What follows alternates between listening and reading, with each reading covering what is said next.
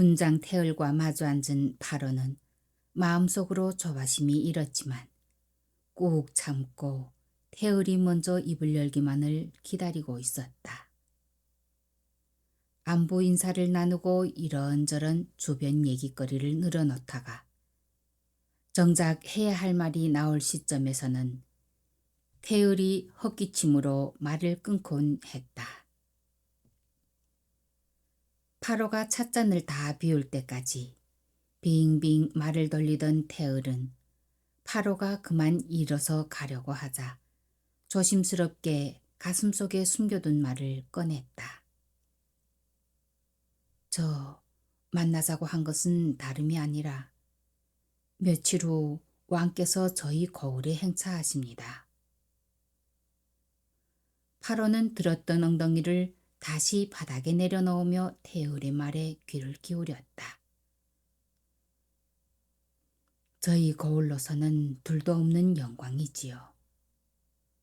거기까지 말을 마친 태을은 이미 다 식어버린 차를 한 모금 들이키고는 말을 이었다.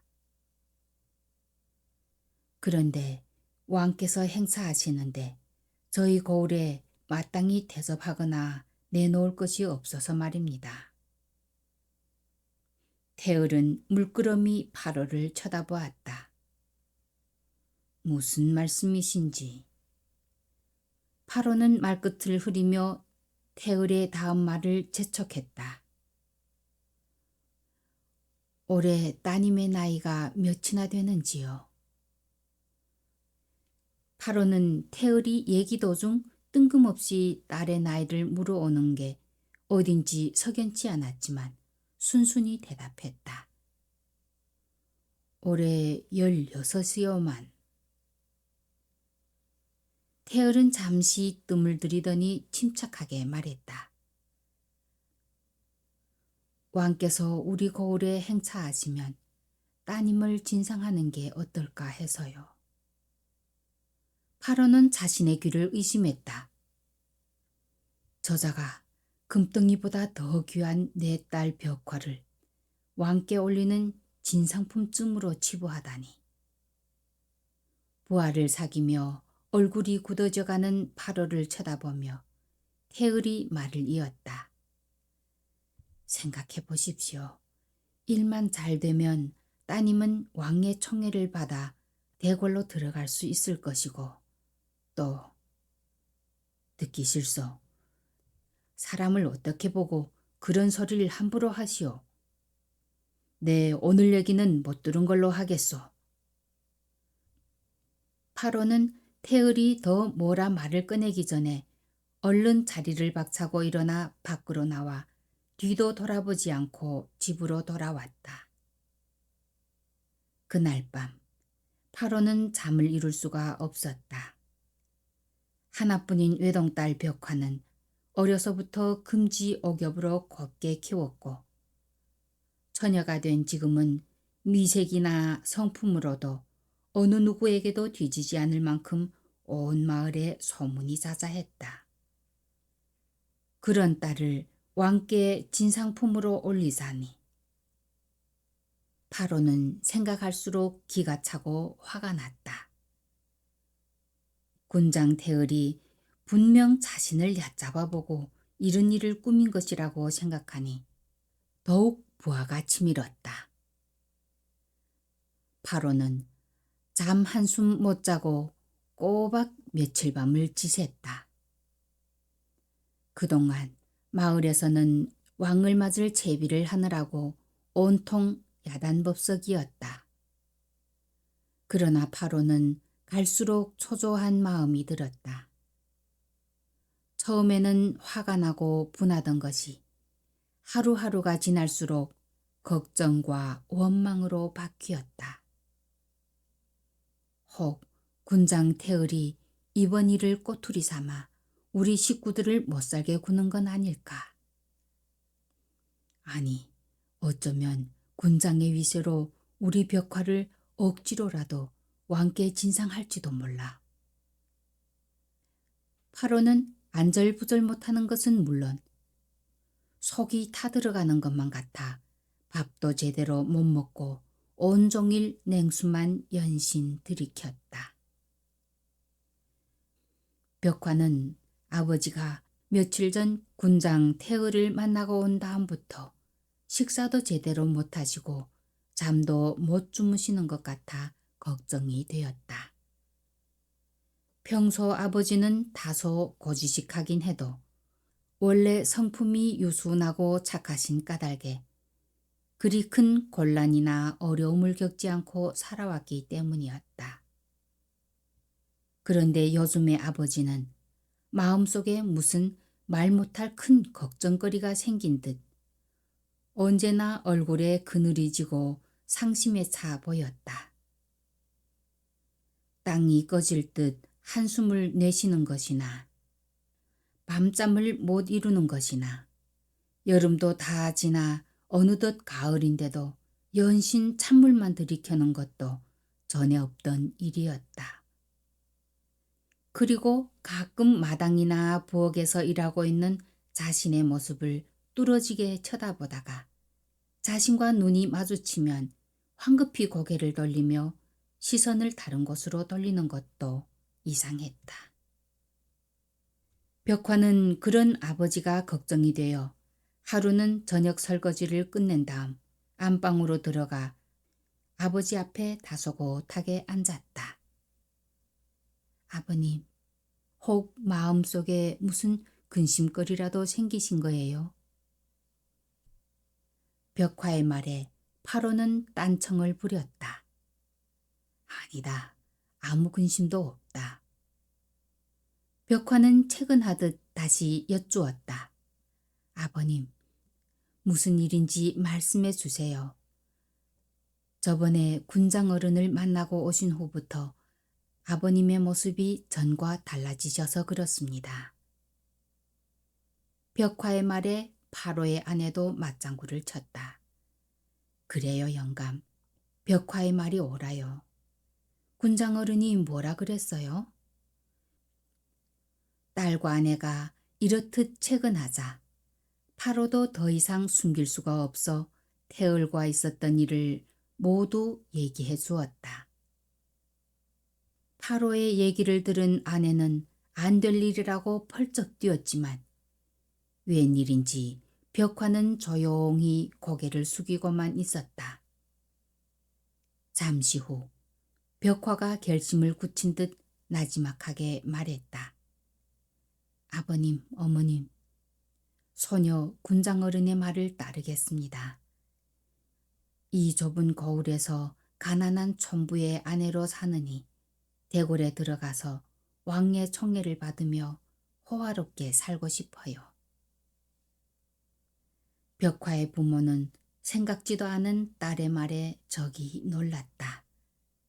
그러면서도 한편으로는 부모의 걱정을 덜어주려는 딸의 깊은 속내를 헤아리고는 속으로 소리 없이 눈물만 흘렸다. 며칠 후 약속한 날짜에 왕을 모신 행차가 고을에 도착했으니 이가 바로 신라 제21대 소지왕이다. 마을에는 곧 성대한 잔치가 벌어졌다. 잔치는 밤늦도록 계속되었고 고을 백성들은 횃불을 환히 밝혀놓고 술과 음식을 나눠 먹으며 가물을 즐겼다. 소지왕도 오랜만에 편안한 심정으로 신하들과 술잔을 돌리며 얼큰한 흥취에 젖어들었다. 술자리의 분위기가 한껏 고조되었을 무렵 고을의 군장 태을은 소지왕 앞에 고을의 진상품을 바쳤는데 정성스레 포장한 큰 함이었다. 신하들은 상당히 부피가 큰 함을 보고 어떤 물건일까 하는 표정으로 어명이 떨어지기만을 기다렸다. 소지왕은 술 한 잔을 쭉 들이켜고 난 후 신하에게 함을 열도록 명했다. 명을 받은 신하는 서둘러 함을 싼 보자기를 풀고 함 뚜껑을 열었다. 그런데 이게 웬일인가? 함 속에서 나온 것은 곱디고 온 처녀였다. 첫눈에 보기에도 미색이 출중했을 뿐더러 아리따기가 이루 말로 표현하기 어려웠다. 소지왕을 비롯하여 좌중에 앉은 신하들은 홀린 듯 함 속에서 나온 처녀를 바라보았다. 처녀는 수줍은 듯 눈을 내리깔고 홍조 띤 얼굴로 가만히 서 있었다. 소지왕의 황홀해하는 표정을 곁눈질로 훔쳐본 태을이 뭐라 말을 하려는 순간 왕의 언명이 떨어졌다. 지금 당장 대궐로 돌아가겠다. 어서 행차를 준비하라. 신하들은 물론 군장 태을은 당혹스러워 몸둘 바를 모르고 우왕좌왕했다.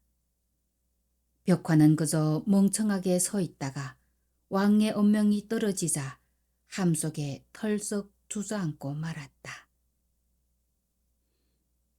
소지왕이 버럭 역정을 내며 대궐로 돌아가는 바람에 어쩔 수 없이 집으로 다시 돌아오게 된 벽화의 마음은 반반이었다. 왕의 후궁이 되어 대궐로 들어가지 않은 것이 기쁘기도 했지만 한편으론 무슨 우환이라도 있지 않을까 싶어 마음을 졸였다. 그것은 벽화의 부모도 마찬가지였다. 하루가 지나고 이틀이 지났다. 그리고 10여일이 지나도록 별다른 일이 일어나지 않자 벽화와 그 부모도 그제서야 안심을 했다. 초가을에 따가운 햇살이 조금씩 짧아져가는 9월 중순 어느 새벽, 환한 보름달이 천지 사방을 은은하게 비추며 점차 서쪽으로 흘러가고 있을 때였다. 난데없이 문 밖에서 인기척이 났다. 파로는 달디단 새벽잠에서 깨어난 부스스한 얼굴로 옷을 걸치고 마당으로 나갔다. 뉘시오. 문을 여시오. 뉘신지 말을 하시오. 문을 열면 알게 될 것이오. 파로는 조심스럽게 문을 열었다. 문 밖에는 옷을 잘 차려입은 한 사람이 서 있었다.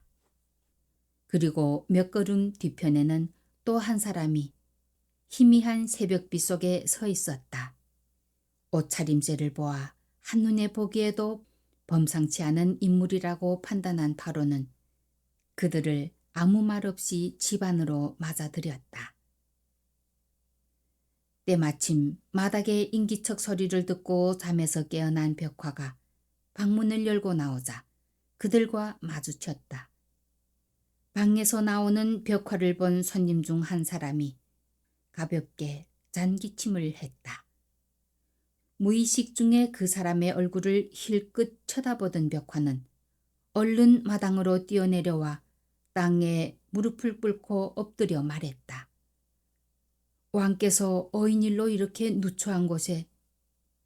그와 동시에 파로도 무릎을 꿇고 엎드렸고 안방에서 그 소리를 들은 파로의 아내도 얼른 마당으로 내려와 소지왕 앞에 무릎을 꿇었다. 문을 두드렸던 남자가 입을 열었다. 왕께서 여기에 온 연유를 잘 알 것이다. 그러니 알아서 잘 모시도록 하라. 그런 다음 남자는 소지왕에게 허리를 숙이며 말했다. 폐하, 소신은 골로 돌아가 폐하께서 몸이 불편하시오. 오늘 하루는 국사를 잠시 물리시고 쉬신다고 전하겠습니다. 그 말에 소지왕은 다시 헛기침만 할 뿐이었다. 파로는 얼른 소지왕을 벽화의 방으로 모시고 들어갔다. 파로의 아내는 정성껏 벽화의 몸단장을 시켰다. 단장을 끝낸 벽화가 고운 자태로 방으로 들어가 소지왕 앞에 다소곳하게 앉자 그때까지 한마디도 하지 않던 소지왕이 입을 열었다. 내가 대궐로 그냥 돌아가서 서운했느냐. 벽화는 얼굴을 붉히며 말이 없었다. 너무 서운해하지 마라. 네, 너의 미색에 한눈에 반했으나 주위 눈도 있고 해서 그냥 돌아갔노라. 그러나 내 오늘 너를 다시 찾은 것은 너를 이제부터라도 평생 내 곁에 두고자 함이니 지난 일을 잊고 내 마음을 받아다오. 여전히 아무런 대답도 하지 못한 채 고개를 떨구고 앉아있던 벽화는 서지왕의 정성어린 말에 가만히 눈시울을 붉혔다. 진주처럼 영롱한 눈물을 흘리는 벽화를 품에 안고 서지왕은 어린아이를 다독거리듯 그녀의 등을 토닥토닥 두드렸다. 이윽고 방의 불은 꺼지고 한 번 닫힌 방문은 다음 날 정오까지 열릴 줄을 몰랐다. 이렇게 해서 벽화는 서지왕의 후궁이 되었고 이 일은 신라 역사상 두고두고 회자되는 아름다운 이야기로 남아있다.